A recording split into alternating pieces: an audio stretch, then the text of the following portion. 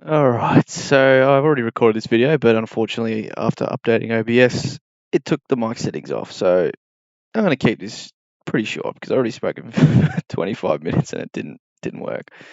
Um, so yeah, this week 484, bet 300 for the week, just sort of a fairly solid score. Nothing amazing. A few big boys went terribly, which we'll see, but yeah, I was able to avoid a couple of them.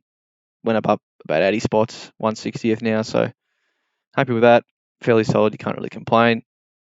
And yeah, the trades I did were Wilson gone. I just don't see him being able to score in that offense at that team. Um, with that, yeah, just that franchise just does not help. This does not help. So yeah, went to Heineke, and that's going to pan out well. Loving that one. So um, yeah, that's looking good. And then the other one was Kittle to Hawkinson, which I'll talk about later, but I still have confidence that one will be a good one as well. Hurts. Look, I think for me, he was always the obvious captaincy choice after CMC. Didn't pan out, but wasn't looking great for a couple of quarters. But that's the thing with the NFL. As soon as a team sort of gets up, two or three scores, and they just start playing safe, defense starts dropping back, and it's time for the junk time scoring, which is what Hurts did. And that's why I sort of wasn't worried even when he was playing poorly through a couple of picks, because once they're down big, it's just you can just easily score in junk time. We're going to see it with Goff, I reckon, on a bit this year. It did happen with Dak himself, a couple of years ago. Once when the Cowboys were really, really bad, and he just always scored points because he'd just be throwing all day. So look, yeah, not worried, and I think Hurts can still be a fairly long season keeper. It might be a luxury trade later on, but for most of the year, I think we'll be keeping him. Heineke, yeah, I mean that was great, that trade. I mean, I think he gets the Falcons this week. A couple of weeks, he's got the Chiefs, whose defense is pretty iffy.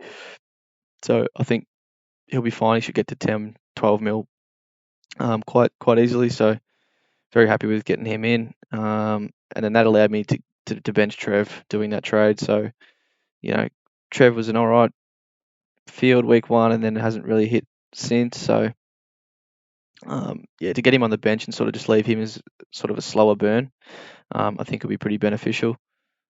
And yeah, so happy with Heineke. CMC, devastating for anyone who owns him in any sort of league, any dynasty league. He just has not given you much the last couple of years, and now he's injured again. I mean, it's a hamstring. You can't predict stuff like that. Anyone can do a hamstring. It's not something he's even done before himself. So, yeah, unfortunate. And I think with a hammy, it's always a couple of weeks minimum, and could push out to 3, 4, depending on the severity. We'll hear something later in the week. I haven't really looked as of yet, but yeah, I think it's a trade. I just think we've got a little bit of trades to deal with, and maybe if you had Najee on the bench, you could sort of hold and bring Najee on, and if you've already got other primos there. But I think since I have Najee on the field and not a great deal behind him, it's an easy trade. And it would be to this next man, Derek, if you didn't have him. I think that's the number one option. He's sort of got going now, so that's an easy one. If you didn't have him, CMC out for Derek is easy. Zeke back to his best, couple of touchdowns, some passing work, which is what we want to see. Pollard obviously still taking a few touches. I think he will all year, like I said last week. I think it was about 10 or so, but that's just the way it is. That's fine. As long as Zeke gets the goal line work and the passing work, we don't care.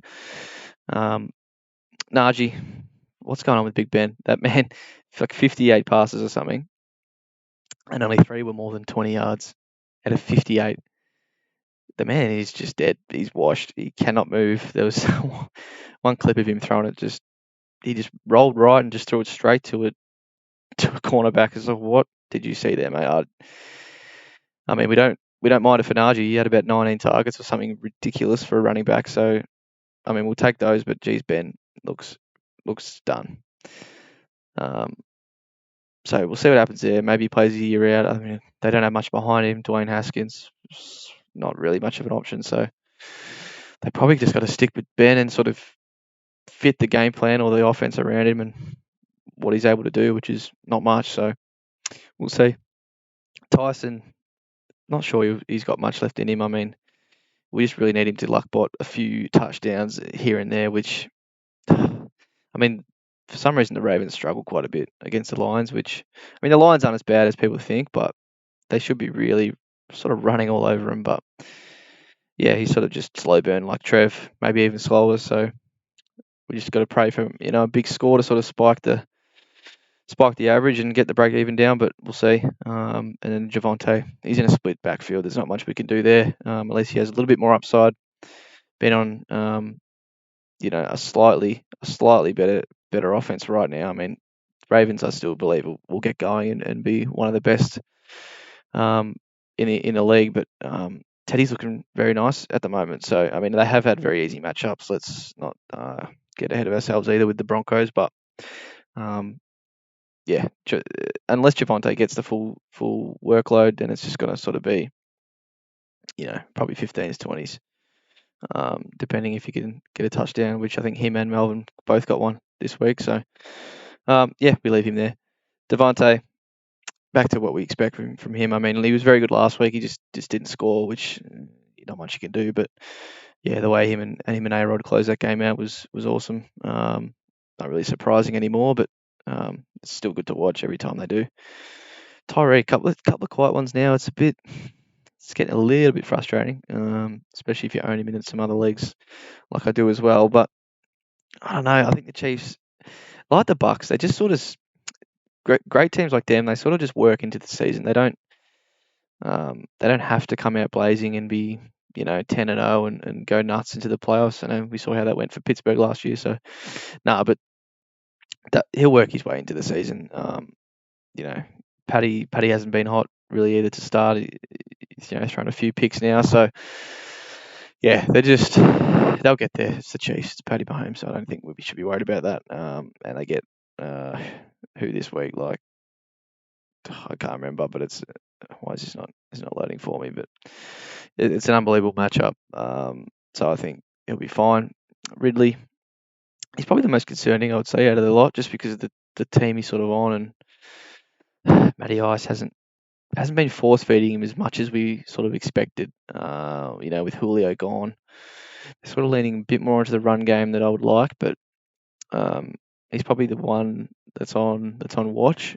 I don't really see the need in trading him yet. He's capable of huge scores, but yeah, he's definitely been underwhelming thus far. And I guess Diggs can sort of fall into the same boat. But I think he's on the better offense, and you just trust that team way more. And Josh Allen, with what they can do, it's just that he just didn't get into the end zone. Sanders had two, and I think Moss had two. The running back. So there's not much you can do. 40-point win. You just expect Diggs to score eventually. It'll come. Terry again, sort of. I mean, the whole wide receiving core here that I've got just was pretty just average.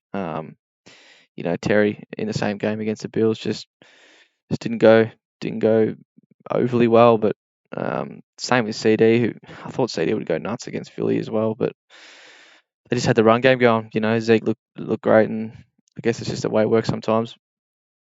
But look, obviously wish one of them was Cup, but there's not much you can do now. And Cup's points are gone, so I don't think you can start chasing him. Plus, he's already jumped to 10 mil. Him and Stafford do look really good. So obviously, would like Cup to be one of the primos, but there's not much you can do really now. And obviously, would like one of the bench rookies to be Jamar Chase, but probably too late to sort of jump on that bandwagon either. Look, Chase has scored the first 3 weeks. I think he's only the second rookie to do that. But oh well, look, he's at 6 mil odd now. He's sort of unless you've got him on field, which has been really good for you, it's probably not worth making a bench swap. I would say because wide receivers are more up and down. Obviously, he's been solid 30s already, but he's going to have a bad game sort of eventually, I would say. And I don't think they have the money making potential of say a running back or a quarterback. So yeah, look, we just let Chase go, and what's done is done. Kelsey, don't really speak on him ever. Solid number one tight end there is. Hawkinson, bit annoying that this man only gets 2 targets in a game when he's clearly the number one guy, and Darren Fowler's back up tight end gets 3. Riddle me that. I would love to know, but I guess the Ravens probably loaded up on TJ, and the Lions maybe had to adjust to how they were using him or whatnot. And look, it worked. They only lost to a 66-yard field goal. So sometimes that's how it goes in fantasy. Certain things go certain ways because the team wants to win a game. So there's not much you can do really. And I still think he'll be one of the top 3 or 4 tight ends on the year. And at his price, it was sort of too good to pass up. Pitts is probably just going to be sitting there all year. I don't see him getting enough to make cash to be cashed in. He'd just be sort of buy cover, injury cover, that sort of thing. So yeah, we don't worry too much about that. Kickers, don't worry too much about that. And then Broncos defense, yeah, like I was saying with Javonte, with their opening schedule, just to have the Giants, my team, garbage, Jags garbage, and the Jets even more garbage. It's probably why they're the most picked at the start of the year because yeah, they've given us sort of a 25 average now over 3. So Ravens a little bit harder matchup, but I still think I like the matchup against Pittsburgh with Big Ben looking really bad. Raiders started pretty well this season, but still I think they're more than capable, and they get the NFC East teams 3 in a row. So yeah, I think we field them mostly from here. With San Fran not looking too hot at the moment. Seattle, Arizona, Indy. Probably field them around Indy, Chicago time in a couple of weeks. So that's a team. I think I was quickly looking at just where people are in the league from the Discord. George still number 1. Catching up to him, he won't be there much longer. Seb, Locke, Tyree, Josh, a few others.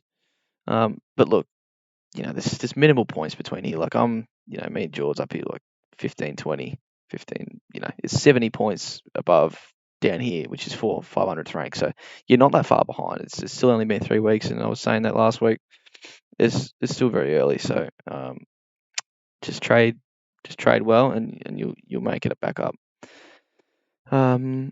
Quickly, no, maybe before I look at that, no, I'll go back to SportsDeck in a sec. Just quickly, last week, matchup, fairly simple win.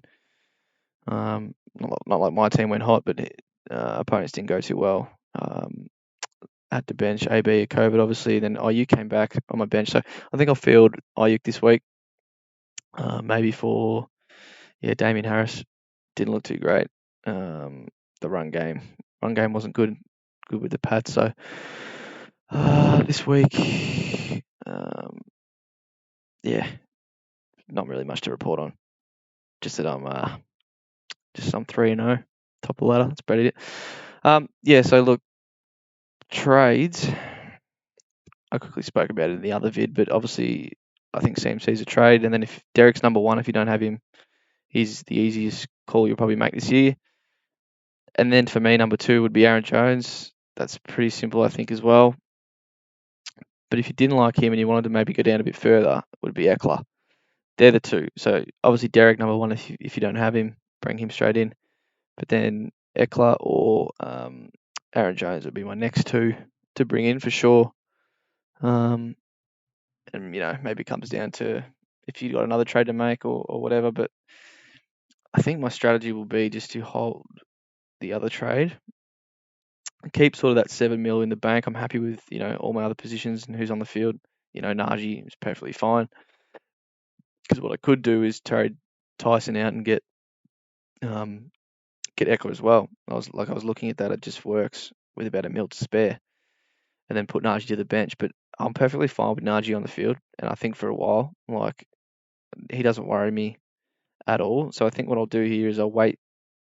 I'll hold this trade. Obviously, trade next week if other things pop up, but I'll hold most of this cash, as well as trying to say, for the first quarterback upgrade. So say, hopefully Heineke in 2 weeks, hopefully gets to about 10 mil plus.